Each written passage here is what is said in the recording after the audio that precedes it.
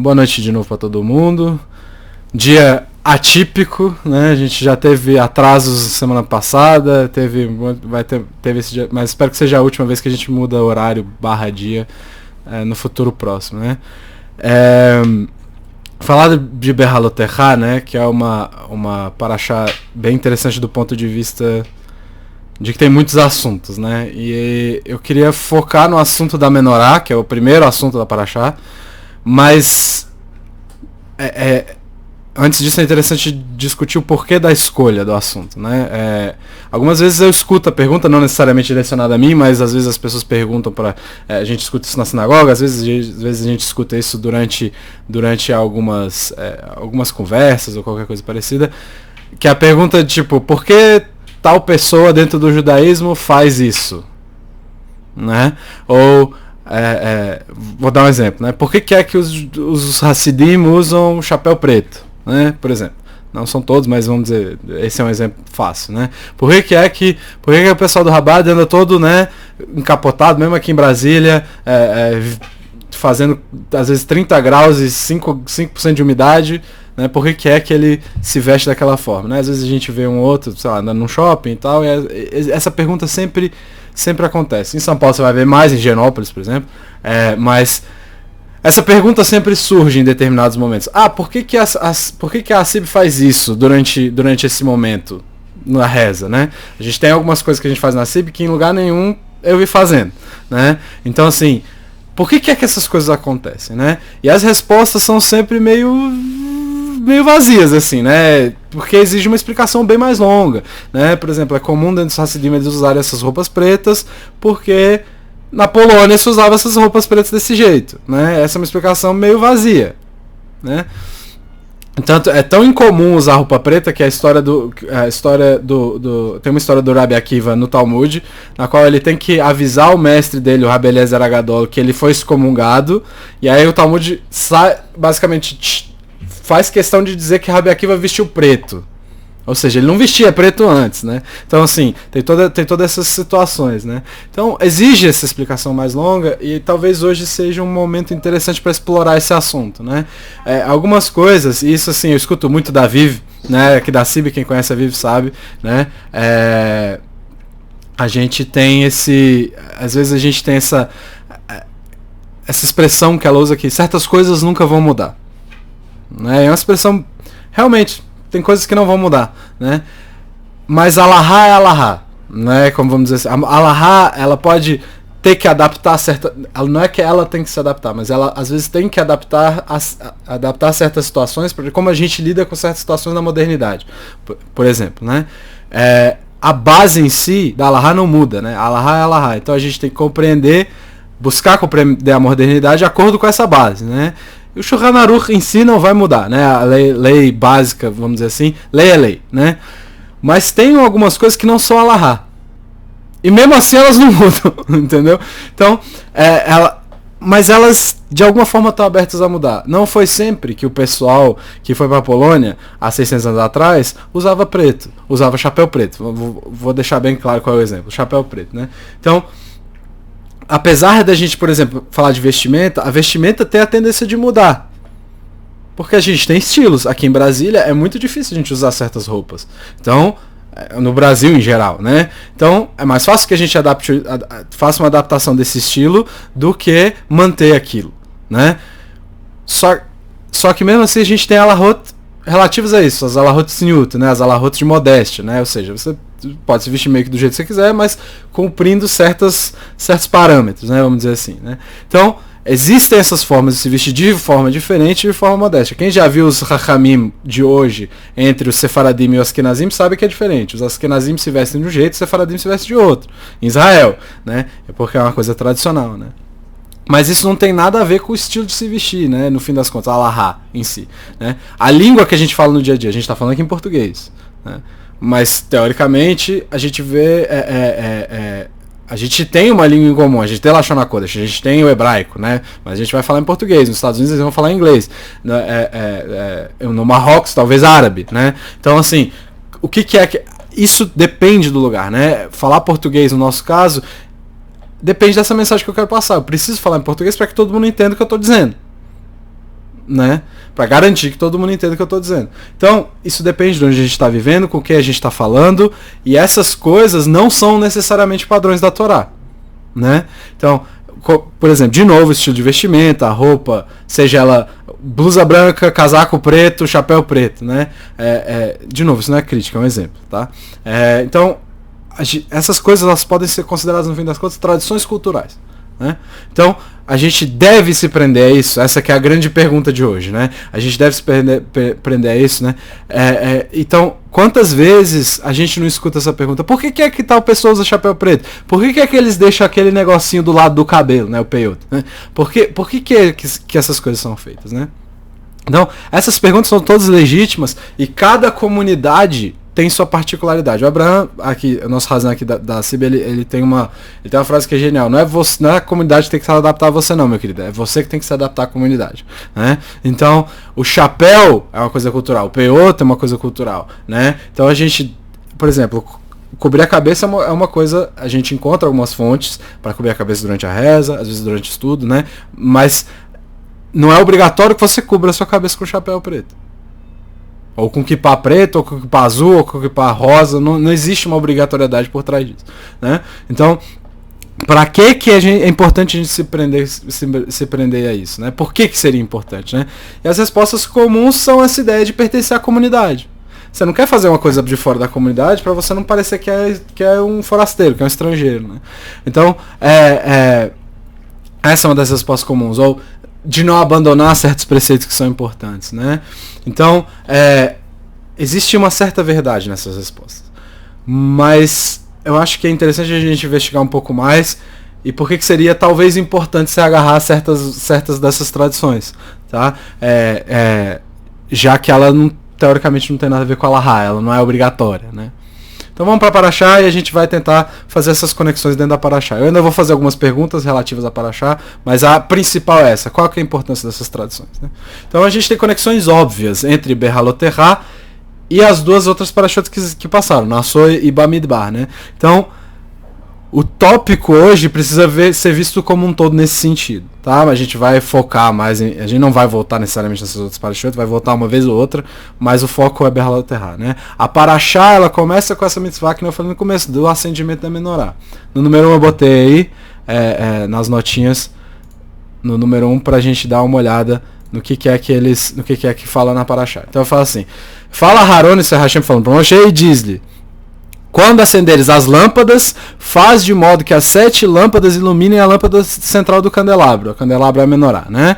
Então, assim fez a Haron, em direção à lâmpada central do candelabro, acendeu as suas lâmpadas, e, como Hashem ordenara a Moshe.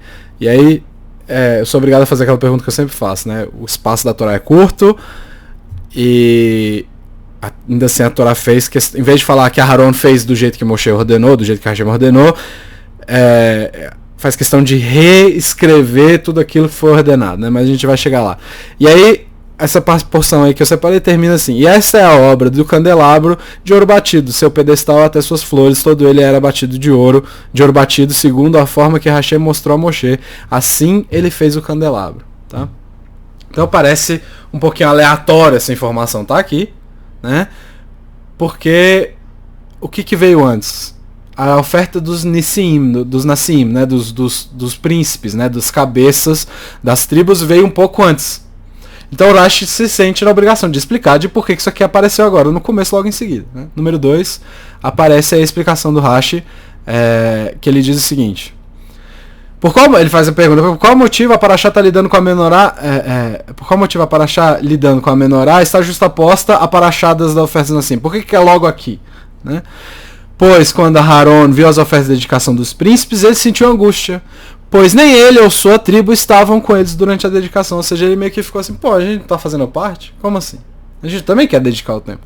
Então Hakadosh Baruch Hu disse a ele: por tua vida a tua porção é mais importante do que a deles. Você acenderá e ordenará as lâmpadas da menorá. Tá bom. Você acenderá e ordenará as lâmpadas da menorá. Então o Rashi está dizendo que a gente tem uma conexão entre as ofertas dos príncipes de cada tribo e o começo da Paraxá. porque elas estão uma logo depois da outra. E a partir disso, a gente vê ele dizendo que o envolvimento de Aharon é de alguma forma maior do que a dos outros líderes. Tá, por que dentre todas essas coisas, Hashem faria uma comparação direta, vamos dizer assim, do maior do que eles fizeram, justamente com o que os Kohanim deveriam fazer dentro do Mishkan, que seria acender a menorá, né? E isso de alguma forma vai acalmar Aharon como? Né? Não, fica tranquilo que você vai acender a luz. Não, mas eu queria que alguma coisa que eu desse estivesse aqui dentro. Essa era a preocupação dele. Então, como é que isso acalma Aharon? Né? Essa que é a pergunta que acaba ficando, né? E aí no número 3 a gente tem uma explicação do Ramban, do Nachmanides, a partir disso que o Rashi escreveu. É uma explicação bem longa, eu só deixei uma parte aí. Aí ele diz ele diz o seguinte, número 3, Hashem está falando sobre outra dedicação que acontecerá e haverá outro acendimento das lâmpadas, quando ele, Hashem, por meio dos filhos de Aharon, falar milagres e salvará Israel. E a dedicação será chamada pelos seus nomes, os nomes dos filhos de Aharon, e será chamado Hanukkah dos Hashmonaim. Né? A gente conhece a história de Hanukkah, é toda aquela história de que um pequeno grupo dos Hashmonaim, da família dos Hashmonaim, que é uma família de Kohanim, foi lá e lutou, né, Matitiah, o sumo sacerdote, aquela história toda, e recuperaram o templo, né? Então ele está dizendo, o Ramban está dizendo que a gente tem duas ofertas, a gente tem duas dedicações. A primeira é essa que está acontecendo aqui, e a segunda vai acontecer depois da retomada do segundo templo. Tá? Então, ainda assim a pergunta permanece, né? Por que essa oferta de Hanukkah seria maior de alguma forma? É como se Hashem, o que o Nachmanides está dizendo é que Hashem está dizendo, não, lá na frente tua oferta vai ser maior, então fica tranquilo. Ainda assim permanece a pergunta, né?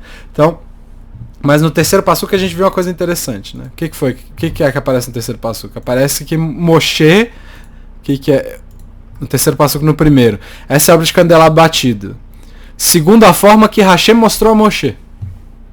O que isso quer dizer? O que quer dizer Hashem mostrou a Moshe, né? E aí o Rashi, ele vai falar uma coisa... aliás, não é esse passuco, o terceiro passuco total, né? Não do... Desculpa, eu me enganei. Quanto à repetição, né? Voltando à repetição. E assim fez Aharon, em direção à lâmpada central do candelabro, acendeu suas lâmpadas. Por que é que tem essa repetição? E o Rashi vai comentar no 4, a explicação. Essa frase é um elogio a Aharon. Ele não se desviou, não mudou. Daí? Né? Por que Aharon faria outra coisa? A Hashem mandou ele fazer A, ele fez A. Né? Então, essa é a segunda pergunta desse contexto. A primeira é o que tem de maior nessa oferta de Aharon? E a segunda é por que é que ele faria diferente? Né? A terceira é a seguinte. Depois da menorá, a gente tem o aspecto da santificação dos Levim. Os levitas são santificados, eles se tornam a tribo que vai fazer oficialmente o serviço, né? Então, mas mesmo assim, mesmo a gente falando da santificação da tribo de Levi, o que acontece? A expressão Bnei Israel, a expressão filhos de Israel, ela aparece pelo menos 12 vezes nessa porção, tá? Então, e num passuco só ela aparece 5 vezes. Eu separei para vocês o número 5 passuco, tá? O verso. E no verso número 5. Eu botei negrito no hebraico aí, fica, ó. Olha só que tá. E deu os levitas como dádiva a Aharon e a seus filhos, dentre os filhos de Israel, 1. Para fazer o serviço dos filhos de Israel, 2. Na tenda da reunião, para fazer a expiação pelos filhos de Israel, 3. E não haverá nos filhos de Israel 4 mortandade quando os filhos de Israel 5 chegarem à santidade. Tá bom. Então, em um passuco só aparece por quê? Né? E o Rashi comenta também. Hoje é o especial do Rashi. A gente vai passar pelo Rashi. O Rashi logo depois aí, no 5 ainda, tem a explicação do Rashi. Porque por 5 vezes os filhos de Israel são citados nesse verso, para mostrar o carinho que Hashem tem pelo povo, já que são mencionados 5 vezes em um verso, cada uma delas correspondente a um dos 5 livros da Torá, tá? Então essas relações que existem, essas 5 citações seriam de alguma forma relacionadas aos 5 livros da Torá. Mas para que é que a gente tem que ser incluído nessa parte? Nós, assim, eu acho que não tem nenhum levita aqui, então eu vou falar nós nesse sentido. Então, para que é que a gente, por que é que tem que incluir os filhos de Israel mais do que os levitas até em determinadas situações, né? Estou com um convidado aqui que não para quieto. Então por quê? Qual é a lógica dessa inclusão aqui, né? E aí o que vem depois na Parashá? Então hoje a gente vai ver a Parashá de uma forma mais ampla, né? Vem um conceito muito interessante que talvez muitos não se lembrem desse conceito, tá? No número 6 tem aí. Deixa eu abrir aqui. Número 6.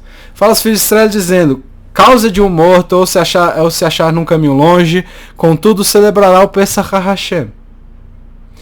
No segundo mês, aos 14 dias do mês, à tarde celebrará com matzot, ervas amargas e comerá o sacrifício. Não deixará nada dele pela manhã, nenhum osso quebrará dele, segundo o estatuto de Pesach fará. Tá falando para cumprir Pesach. Mas é Pesach mesmo? Segundo mês? Pensa não no segundo mês. Esse é um conceito interessante, chamado Pesach Sheni. É o segundo Pesach. Ah, mas tem o segundo Pesach? Tem o segundo Pesach. E é engraçado que nem outro Yom Tov tem nem outra das celebrações tem um conceito parecido, tá? Um mês depois a gente celebrar o negócio porque a pessoa não conseguiu celebrar, né? Então a Parashá ela começa ela traz essa ideia, né, do Pesach Sheni. E por que a gente tem isso? Para que isso serve? E essa é a última pergunta que eu vou fazer, né, nesse momento, né? Para que por que isso está aqui? Por que isso existe, né? Então, depois disso, a Parashá vai começar a citar a travessia do deserto, né? E as últimas 17 Parashot que a gente leu, a gente está parado no Sinai. Quem não se tocou disso, né? É interessante. As últimas 17, ou seja, a gente só começa em direção a Eretz Israel agora, tá? Então, a gente precisa de... E aí é essa parte interessante. Por que a gente só começa a andar agora? Porque a gente precisa de duas coisas para começar a marchar. A primeira delas a gente viu semana passada, que é a ordem de marcha. Tá? A primeira coisa que a gente precisa é a ordenação da marcha. Como é que vai funcionar essa marcha? Ou seja, o acampamento, né? Precisa saber como é que vai ser o acampamento. A segunda coisa é o Mishkan.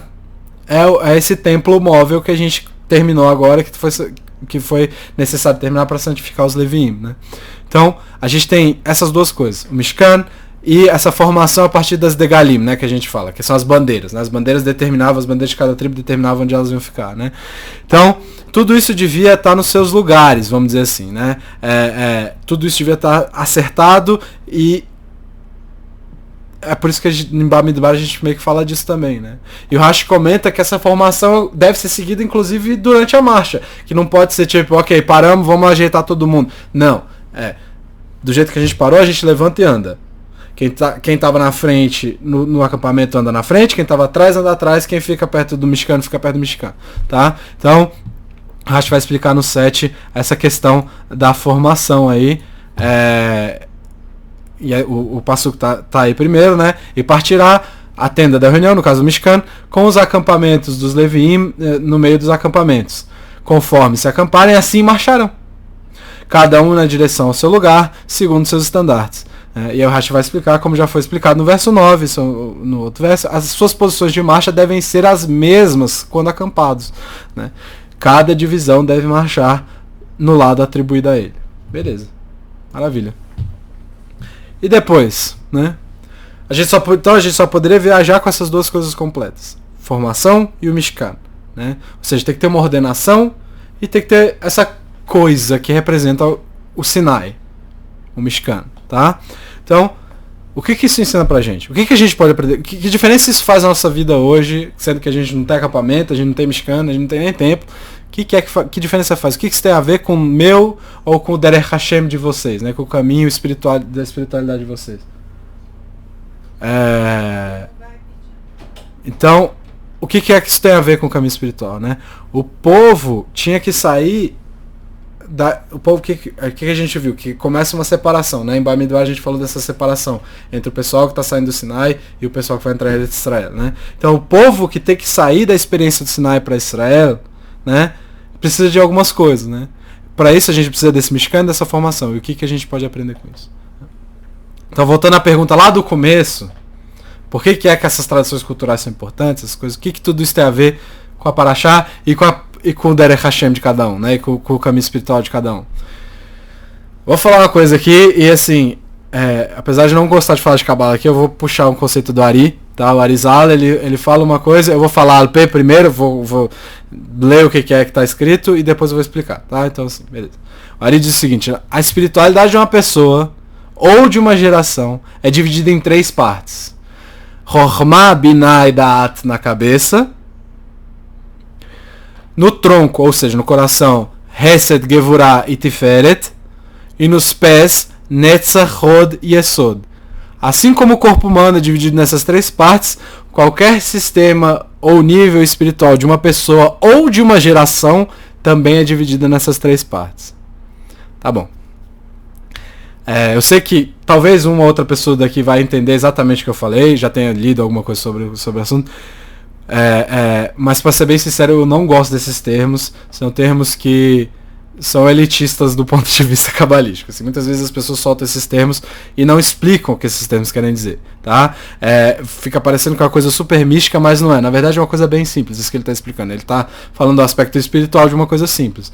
E obviamente o Ari, ele não está falando nada disso, não está jogando isso no ar, assim, pronto, se vira aí com o que eu estou dizendo, né? Então o que isso quer dizer? O que isso que ele falou quer dizer? O que é a cabeça? Ele fala que é dividido em 3 partes e essas 3 partes têm outras 3 partes. Eu não vou entrar nessas 3 partes internas, eu vou falar das 3 externas, tá? Cabeça, tronco, no caso, coração e pés, né? O que é a cabeça? Aí a gente fala, Chokhmah, Binah e Da'at. O que são essas coisas? Essas coisas são entendimentos, são inteligências, tá? Então, é uma coisa intelectual. A razão que você tem é os conceitos de Torá que a pessoa entende. Beleza? Cabeça. Então, o coração está associado ao que normalmente? Quando a gente fala, nossa, eu tô com a dor no coração, ou porque você tá com pena de alguém, ou porque você tá triste por alguém, né? Ou porque você tá chateado, ou porque você tá nervoso. Então, o coração tem uma ligação, eu vi a Arlete fazendo um movimento aí, com as emoções, né? Tá ligado diretamente com as emoções, né?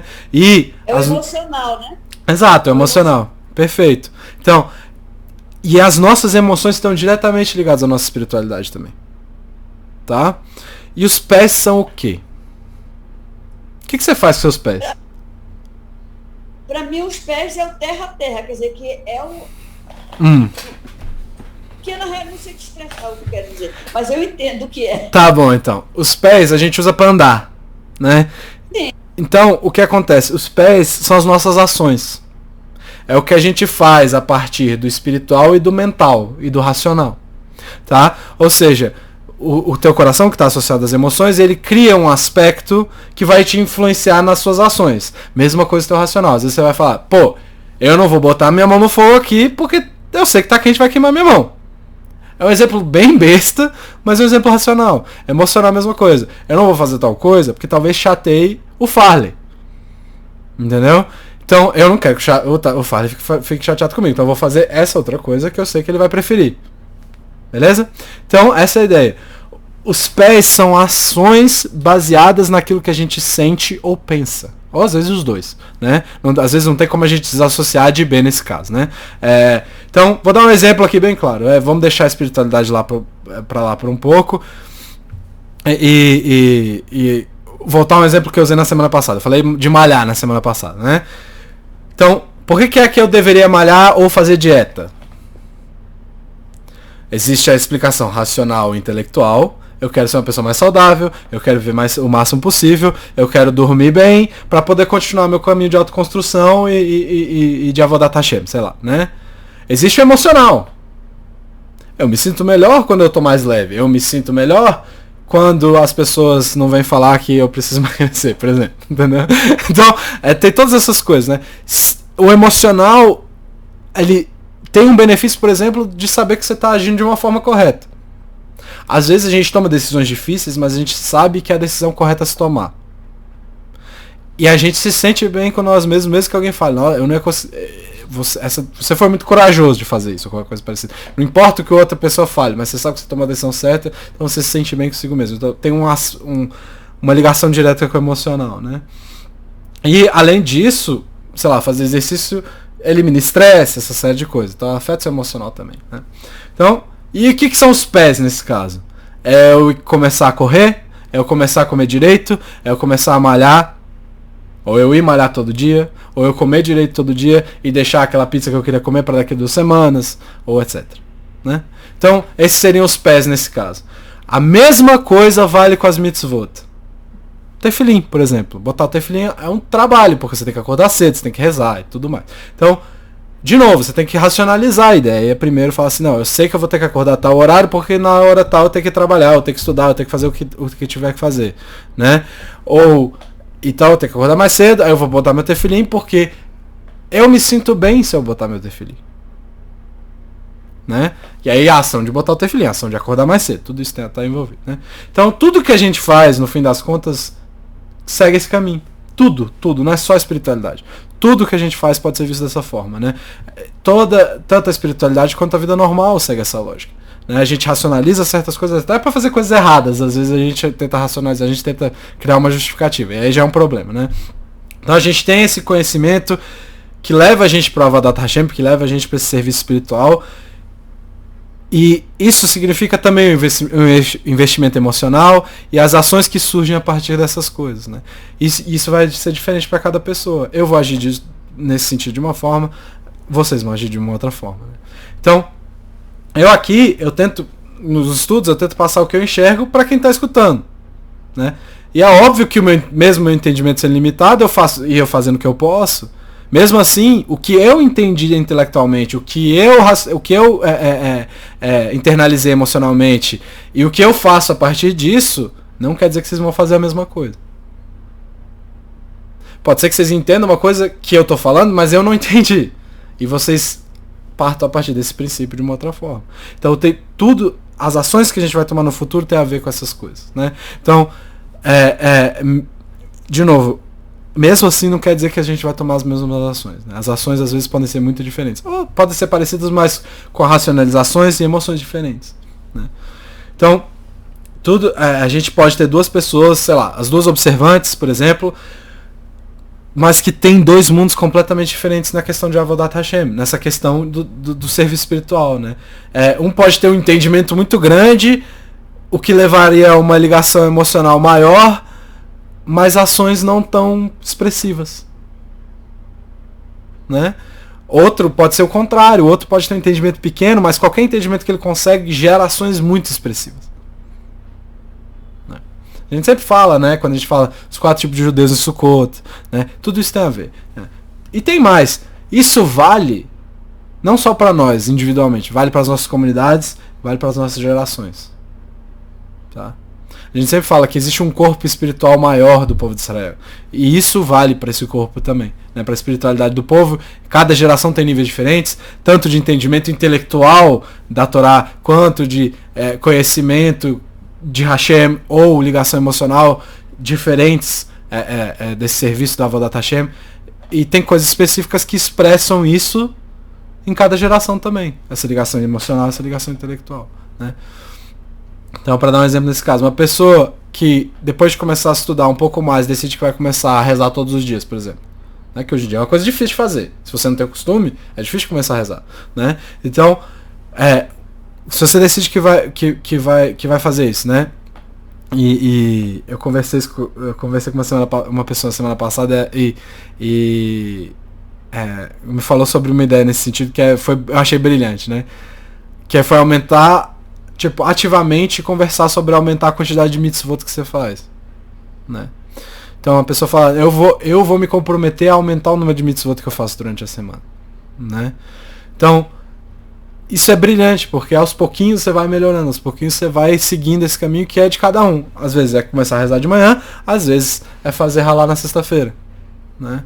A gente tava falando do Walter agora, né, por exemplo, que atiça a todos com as ralotas bonitas que ele tá fazendo, né? Então, essas pessoas, elas estão chegando num nível intelectual e emocional maior na espiritualidade deles, que é expressada dessa forma, de levantar para fazer alguma coisa, seja shaharit, seja halá, seja o que for, né? Então, as comunidades e gerações também passam por esse processo. Elas buscam maneiras de expressar essas conexões intelectuais e emocionais com Hashem, tá? Então, uma comunidade que decidiu que ia se vestir de certa forma, como os Hassidim, né? Ou falar Yiddish, ou falar ladino, né? Porque essas coisas permaneceram em algumas comunidades, outras não, né? Mas essas coisas elas foram incorporadas por essas comunidades como uma forma de expressar esses entendimentos ou sentimentos, né? Então, as gerações ou comunidades também têm suas mentes, seus corações e seus pés, tá? E esses pés que fazem as gerações andarem são partes integrantes, são partes muito importantes dessa história toda. Por quê? Porque o caminho, na verdade, gera esses costumes culturais. Mas o que acontece quando chega uma nova geração? Que fala assim, não, eu não reconheço esse caminho que está sendo tomado por aquela geração. Porque minha cabeça e meu coração estão me dizendo outra coisa. O que acontece? Parece que aquele pé lá, que estava lá atrás, já não serve mais. Porque agora a cabeça e o coração são diferentes. E o pé só vai andar do jeito que a cabeça e o coração mandarem. Então, se a cabeça ou o coração daquela geração que tá se extinguindo ou qualquer coisa parecida não serve mais para a geração que está vindo, o que a gente faz, né? Muitas vezes não serve. E aí, como é que a gente faz? De novo, eu tenho que deixar bem claro que isso não tem nada a ver com a Allahá. Tá? A gente está falando de costumes, a gente está falando de tradições que não tem a ver com a Allahá, ou que não tem a ver com certos entendimentos. Então, novas gerações e novas comunidades, elas desenvolvem novas cabeças, desenvolvem novos corações e novos pés, consequentemente. E os pés antigos, o que a gente faz com eles? Joga fora? Né? O judaísmo não é bem assim.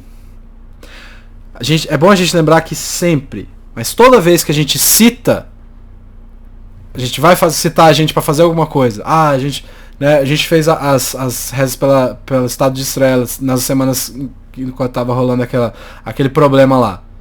A gente começa falando dos avot. Na Amidá, a gente começa falando dos patriarcas. Em determinados momentos, a gente fala das matriarcas.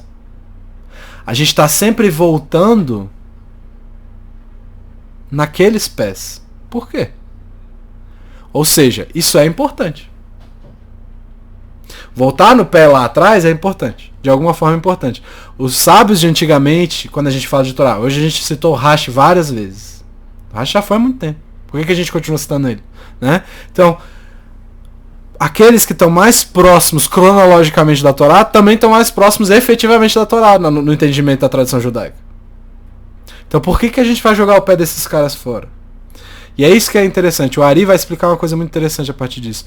Um corpo novo, ou seja, mente, coração e pés, não surge do nada.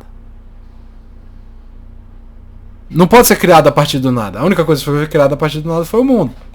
E o homem. No caso, o homem espiritual. Né? Então, não surge, essas coisas não são capazes de surgir do vácuo. Mas elas crescem, segundo o Ari, a partir do pé da geração anterior. Aí você fala, tá, e o que isso tem a ver? Isso faz a gente lembrar também do Ramban, lá em Berrucotai, né? Quando a gente falou Dror Veroler Vedror Ba, né? A gente falou uma geração passa, uma geração chega. Para essa geração nova chegar, uma tem que passar. Né? Então, mesmo que um novo universo, no sentido de cabeça, coração e pés, que seja único, seja criado, ele tem que ter uma origem específica. Ele não vem do nada, né? E a origem qual que é? É a geração que veio antes. E essa geração acaba fornecendo energia para o crescimento da que vem depois. Tá? E aí, eu falei do Hemingway, né, na semana passada, né? Que ele deve ter lido o Peleo Yoetz, né? Quando ele falou a frase dele, né? E tem uma frase do Lavoisier que é famosa pra caramba. Todo mundo aqui já deve ter ouvido, né? Que ele fala, né, o famoso princípio de Lavoisier, que ele fala: nada se cria, nada se perde, tudo se transforma. O Lavoisier estava falando de energia, mas provavelmente ele deu uma lida no Ari antes de escrever o que ele escreveu. Então para que uma geração nova se desenvolva e possa desenvolver o próprio entendimento, a própria ligação emocional e o próprio jeito de agir, precisa de energia. E essa energia que é necessária para criar essa forma única de expressar essa espiritualidade, ela é fundada, ela vem diretamente das gerações anteriores, né? E a gente usa a energia dos patriarcas, inclusive, desde então. Certo? Então, uma nova mente, um novo coração precisam de pés que vieram antes. Por isso a gente sempre vai precisar de gente que lembre a gente das outras gerações. Por mais que aquela geração tenha passado, às vezes a gente ainda precisa de uma conexão com aquela geração. Então sempre vai ter alguém que vai ter uma conexão direta com aquela geração, que vai ser uma espécie de um representante da energia daquela geração, né? Então, e essas pessoas acabam sendo vitais para esse desenvolvimento dessa nova geração, né? Por exemplo, de novo, sem querer ofender ninguém, né? Obviamente, o Yiddish, ele pode ser considerado o pé das gerações anteriores. Eu tenho um livro aqui de como aprender Yiddish. Eu nunca peguei no livro, mas se eu quiser aprender um dia, eu vou pegar ali e vou tentar aprender. Mas não tem ninguém para me ensinar, né? Então, por mais que a gente não fale muito Yiddish hoje em dia, aqueles que falam e fazem parte da nossa geração estão se conectando a esses pés da geração anterior. Então, trazendo energia diretamente para nós. Tá? Então, essas pessoas que estão ligadas a essas outras gerações ajudam as novas gerações. Elas fornecem essa energia para que essa geração nova se desenvolva. E desenvolva não só o coração, mas a mente também, até a forma de pensar e a forma de andar. E essa geração que está sendo formada agora vai fazer isso com a próxima. Então, a gente precisa usar um termo de novo da maromba, o old school, né? O old school que mantém o ladino, o Yiddish, o chapéu preto, aqueles aspectos culturais da geração anterior, muitas vezes não lidam bem com o new school, né? Muitas vezes não lidam bem com a geração que, vou usar a camiseta azul em vez de usar a camiseta branca. Parece bobagem isso. Mas mesmo que os dois não se biquem, os dois não se deem bem, um precisa do outro. Porque sem aquela pessoa, a nova geração, a pessoa que está ligada à geração antiga, a nova geração não vai fluir. E sem a geração nova, aquela energia da geração antiga vai para onde? O cara vai ficar guardando para ele? Para quê? Né? Então, a energia espiritual que flui do new que flui para dentro do new school vem do old school, né? E esse é um dos entendimentos clássicos dos ensinamentos do Ari, né? Estudando um pouco e discutindo durante os anos com algumas pessoas quanto à criação de crianças. Eu não tenho filhos ainda, tem gente aqui que tem muito mais experiência que eu com isso, mas no judaísmo tem a ideia de Hinur, né? Que é ensinar pelo exemplo. O que é? Você quer que seu filho seja observante? Não mostre para ele que você ser observante é um peso. Não adianta nada você ficar lá, não, nossa, tem que acordar aqui 5 horas da manhã para rezar, que saco. Aí seu filho vai achar um saco também, como é que vai funcionar, né? Que nem quando você leva o menino pra sinagoga. Por que você tá levando o menino pra sinagoga? Ele tá aqui, mas é pra dizer que é importante. Por que ele vai pra Pêssar? Porque é importante. Né? Então assim, se você quer que ele siga um caminho de espiritualidade, mostre o quanto isso é importante. Quanto melhor você é com aquilo, melhor para o filho aprender, né? O pai vai rezar na sinagoga, leva o filho para rezar. O pai estuda a Torá, põe o filho para ver que ele gosta de estudar do lado, por exemplo. Ensinar que é bom estudar e tudo mais, né? A mãe vai fazer tal coisa, leva o filho também para aprender. Então tudo tem isso, né? Quanto mais os pais fazem isso, mais o filho acaba aprendendo pelo exemplo, né? Mas quando o pai faz as coisas que ele está conectado mentalmente e emocionalmente, isso cria uma rinur muito maior. Se é óbvio para todo mundo que a pessoa que está fazendo aquilo porque ama fazer aquilo, quanto mais pro filho dele, né? Então, por mais que ele meramente imite o pai ou a mãe, ou eles, no caso, os filhos mais meramente imitem o pai e a mãe, ele tá, ao imitar, segurando no pé da outra geração. Recebendo aquela energia para aprender a fazer, né? Então, no fim, os pais estão criando essa fundação para o desenvolvimento espiritual do filho, né? Fundação para a mente, fundação para o coração, para que ele decida então o que ele vai fazer com os pés. A mesma coisa com o estudo, seja de Torá, seja estudos seculares também, né? No caso do estudo de Torá, no caso do estudo secular, na verdade, tem aquela expressão: vamos sentar no ombro do gigante para a gente ver mais fundo, mais longe. É mais ou menos a mesma coisa, né? A gente está lendo os comentários do Rashi aqui. Alguém sabe o que o Rashi estava pensando ou o que ele estava sentindo na hora que ele escreveu? Não. A única coisa que a gente tem é o pé, é o que ele escreveu. Ele não sobrou Por mais que a gente ache que sim, não sobrou a emocional, sobrou o mental de alguma forma, um resquício, mas a gente não sabe exatamente como ele pensava. Não tem como saber. Eu não sei como eu penso exatamente às vezes. Imagina alguém que viveu há mais de 600 anos atrás. Como é que funciona? Né? Então, a gente está se conectando ao quê quando a gente lê o Racha aqui? A gente está se conectando às palavras dele. Aos pés dele. A gente não está olhando dentro da mente dele ou do Ramban, né?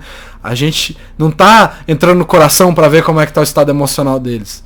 No momento que eles desenvolveram esse comentário, né? A gente está seguindo os pés deles. A gente está segurando nos pés e nas palavras que eles escreveram. Né? E a partir disso a gente...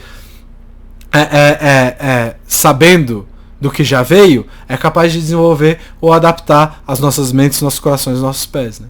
Já que em uma outra situação, seja temporal ou espiritual, a gente podia se perder, porque não tem um fluxo. Imagina alguém vir e falar assim, não, a Haran foi elogiado, comentário novo da Torá. Não, a Racha fez comentário 800 anos atrás, como assim? Isso não é um comentário novo. Você tem que saber o que veio antes para fazer uma coisa nova. Né? Então, mesma coisa vale para a ciência, né? Eu não estudei o suficiente na física, sei lá. Aí eu cheguei a uma conclusão que alguém... Ó, a gravidade existe, pessoal. Hazak Baruch, Mazel Tov. O cara já falou isso, o cara chamado Newton já falou disso há muito, muito tempo atrás. Não veio nada de novo. Por mais que você tenha se esforçado, você não gerou nada novo. Certo? Então, não efetivamente, né? Pode ter sido gerado algo novo na tua cabeça, mas além disso, nada mais foi feito, né? Então, a gente segura nos pés de algo que já foi feito por outras pessoas que vieram antes para poder construir o nosso novo, tá? E Mussar, no fim das contas, é um processo semelhante, né? A gente não entendeu o Emuná, a gente não entendeu a nossa fé, né? Eu não gosto muito dessa tradução, mas a gente não entende o nosso entendimento espiritual, a gente não sabe lidar com isso, né? Eu não sinto a Emuná que eu deveria sentir. Como é que você faz uma coisa que você não sente ou entende? Não tem como. Você pode fazer sem querer, mas no fim das contas que não vai querer dizer nada. Então, pra você sentir emuná de fato, você tem que estudar, você tem que aprender com os grandes mestres, às vezes falar disso com outras pessoas. Usar o exemplo de outro, segurar no pé de outra pessoa. Né?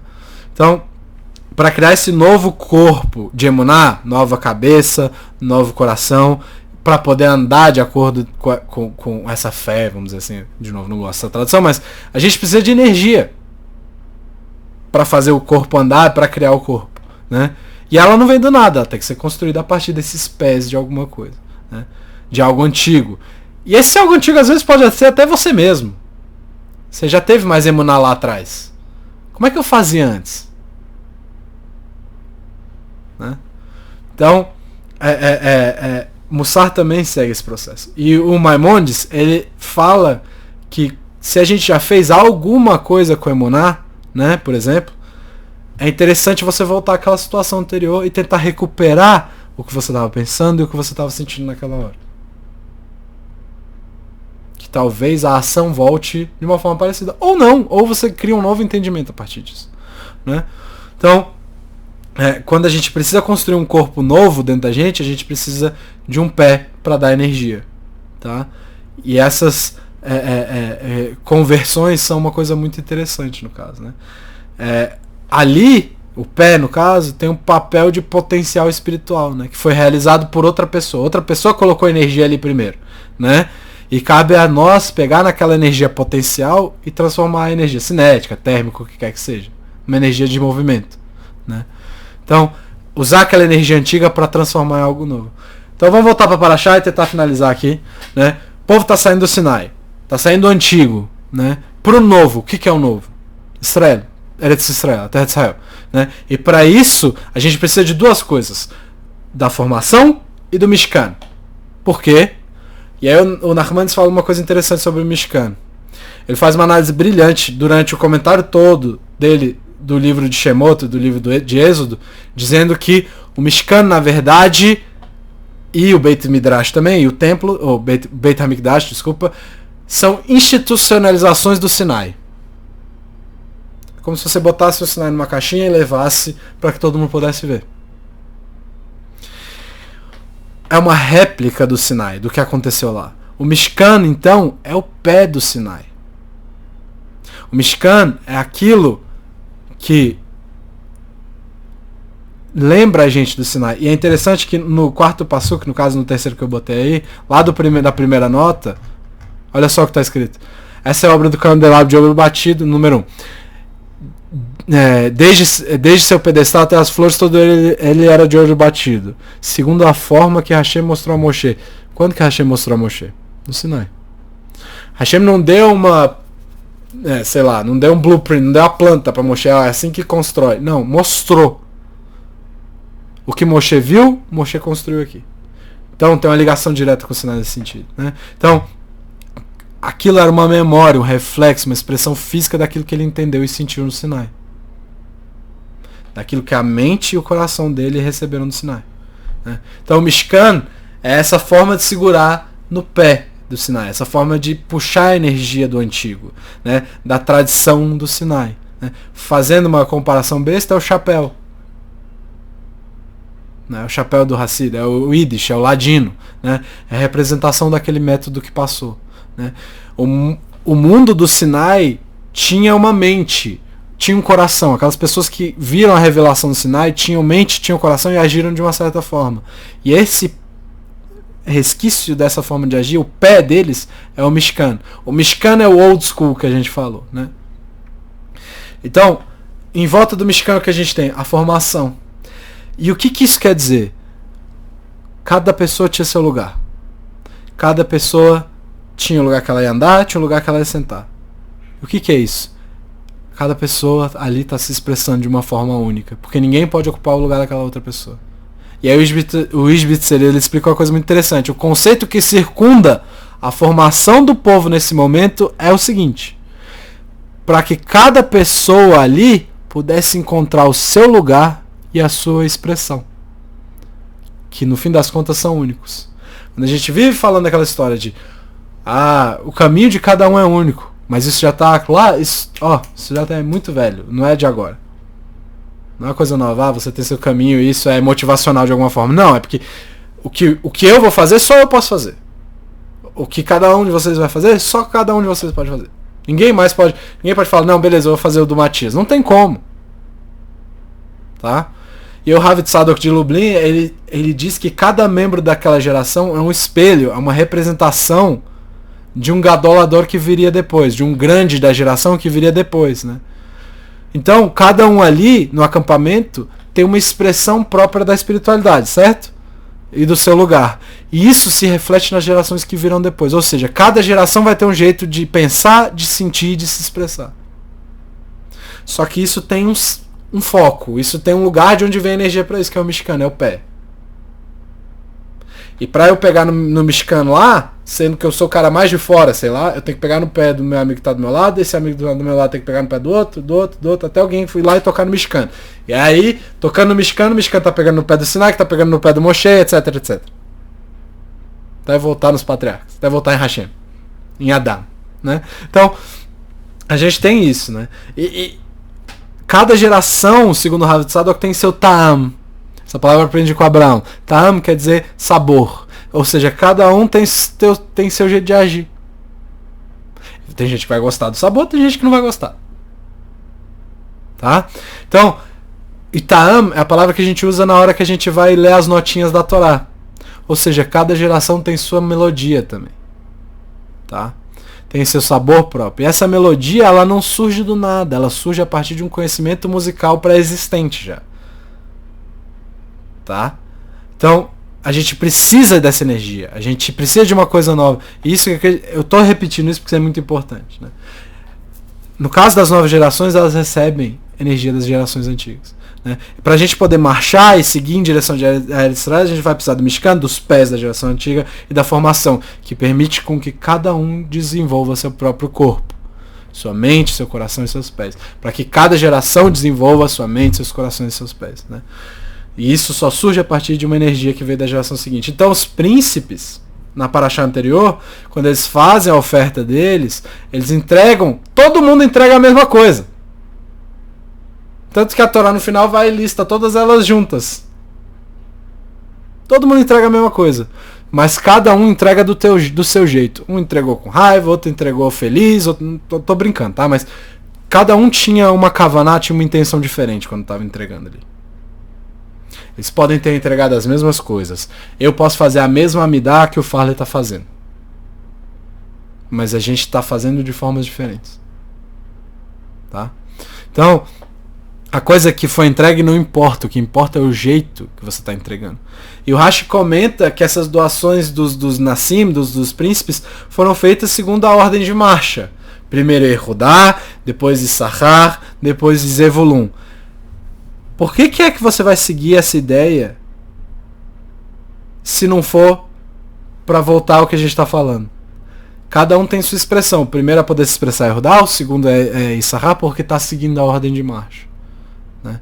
Então cada um está revelando as mentes e as emoções quando vai entregar. Né? Mais ainda, segundo Rashi, a ideia foi de Issachar, foi da tribo de Issachar. Não foi uma coisa que...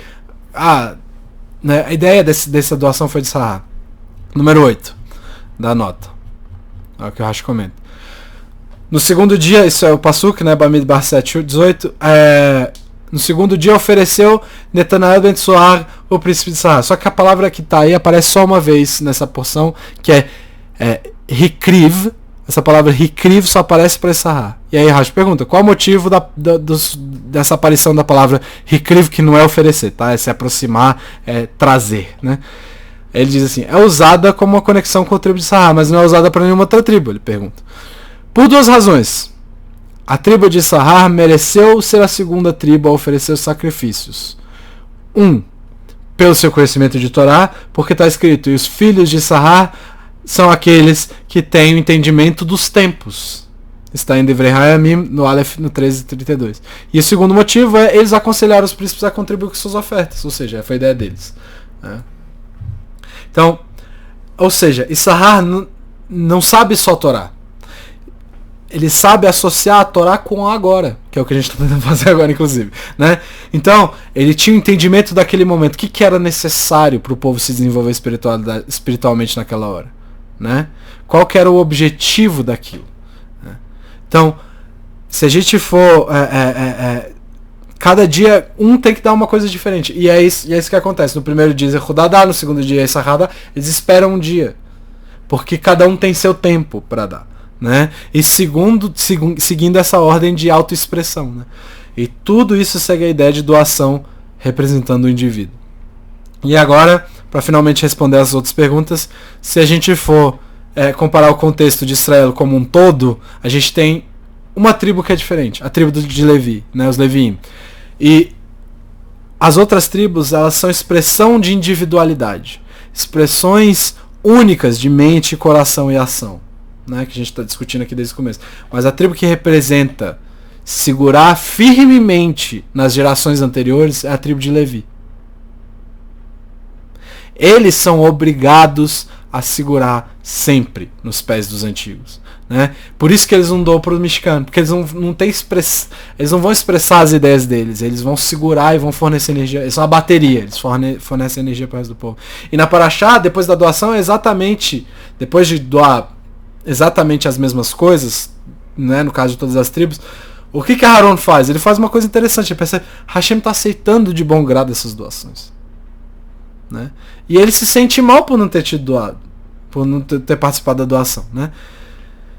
E talvez ele tenha pensado, talvez eu tenha que mudar a minha expressão, talvez eu tenha que largar o antigo e começar uma coisa nova. Mas o que Hashem fala para ele? Não, a tua oferta é maior que a deles. Como assim maior? Essas 12 tribos só podem oferecer e desenvolver a individualidade mental, emocional e de ação deles se você estiver fornecendo energia. Se ele receber energia dos pés antigos. E quem que é representante desses pés antigos? A tribo de Levi. A partir da tribo de Levi que vem essa energia para gerar esse corpo novo e para botar ele em movimento. Né? E o que a menorá tem a ver com isso? E a Guemará tem uma explicação muito interessante. Eu botei aí no 9. O 9 diz o seguinte: o acendimento das lâmpadas da menorá não é considerado genuinamente um serviço do templo. O que isso quer dizer? Isso quer dizer que não era avodá deles acender a menorá. Como assim? Eles tinham que acender todo dia? Então, se eu perguntasse qual é a parte mais importante da cerimônia da Menorá, eu tenho certeza que vai todo mundo falar, o acendimento. Não é isso que a gente faz em Hanukkah? A gente vai lá, junta todo mundo, acende e tudo mais. Mas não é esse o mais importante que a Guemará está falando. A Guemará está falando que o mais importante da Menorá não é acender, porque isso não é o serviço. E aí eu vou ser obrigado a falar do Carlos aqui. O mais importante é fazer o que o Carlos faz. É arrumar o óleo e os pavis. Esse é o serviço. Não é acender. Por quê? E a Parashá fala que Aharon tem que acender. Mas esse que é o ponto. O Razonish ele explica uma coisa brilhante. A primeira vez que a Menorá foi acesa por Aharon, a Avodá realmente era acender a Menorá. Mas depois disso, aquele fogo tem que permanecer. Então a Avodá agora é arrumar a Menorá. É organizar a Menorá. Porque o fogo vai ser o mesmo. Então a Aharon acendeu todas elas. Mas quem arruma são pessoas diferentes. Tá? Então, depois da primeira vez, não é considerado mais um novo acendimento. Né? E porque depois disso, Aharon já começou, não tem mais volta, vamos dizer assim, né? E o que é o serviço a partir daí? É arrumar os novos pavios, arrumar o óleo, para permitir que aquele fogo permaneça aceso, para continuar fornecendo energia. Então a Menorá também está conectada aos pés das últimas gerações. E quando Hashem fala que a porção de Aharon é maior, não está dizendo que ele é melhor que ninguém. Quer dizer que a tribo dos Leviim vai fornecer essa energia para os demais, para que eles possam crescer os corpos deles. E o Rashi fala que ele não mudou, porque esse é o ponto. A avodá de Aharon é não mudar. Tá? E Hanukkah também tem esse aspecto. Tem uma pergunta muito famosa quando a gente fala do óleo contaminado, né? Eles podiam usar o óleo contaminado lá, o óleo que não era caché? Podiam, porque era um serviço de emergência e era para o povo inteiro, né? Isso é alahá. A avodá que é para uma comunidade pode usar um óleo que não é caché. Mas o movimento ditava a ideia. Você tem que usar isso num momento extremo, num momento de necessidade extrema, né? Então por que é que eles iam esperar um milagre se eles podiam fazer? Era melhor tentar manter aquela âncora com o passado. Era melhor tentar continuar alimentando o futuro com o óleo antigo, com óleo caché. Por isso que eles tentam acender só com óleo caché. Porque nenhuma outra vez ela tinha sido acesa de uma forma diferente. Então a gente quer manter aquela conexão com o antigo. Então Hashem foi lá e fez milagre. Então a nossa ligação com aquela tradição, que seria a fonte de energia para as próximas gerações, não podia morrer. Tá? E quando a gente fala de santificação da tribo dos Levis, que torna eles únicos de alguma forma, né?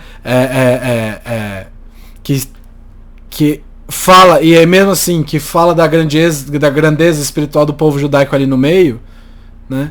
O que significa que essa força espiritual do povo ali no meio? A base da força espiritual é essa. Aqui é do chato dos Levi, a santidade dos levitas, né? A tribo de Levi não muda, e isso permite a manifestação daquele chato de Israel. Ou seja, mantém Hashem falando do povo de Israel. Né? Para finalizar, e Pesach Sheni, e o segundo Pesach, o que é? É uma coisa nova. Mas a gente precisa da outra Pesach ter acontecido para ter o Pesach Sheni. Né?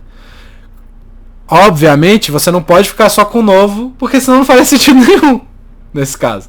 Eu vou deixar a Pesach para lá e vou fazer só o Pesach Sheni, que é mais fácil. É um dia só. Não pode, porque senão o novo vai perder o significado. Né? E o Zohar cita uma ideia de que até um mês depois de Pesach, a gente sentiria essa energia do Yom Tov, a gente sentiria essa energia de Pesach.